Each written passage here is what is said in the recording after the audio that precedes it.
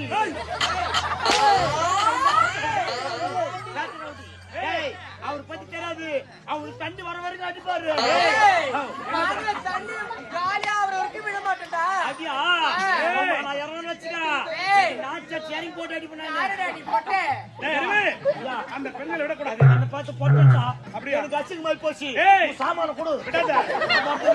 நான் குச்சின்னு வலிக்கிறேன்.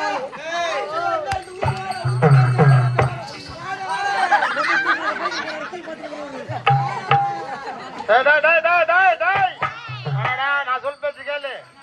4 பேர் இருக்கிறாளுங்க குமரி போடுவாளுங்க.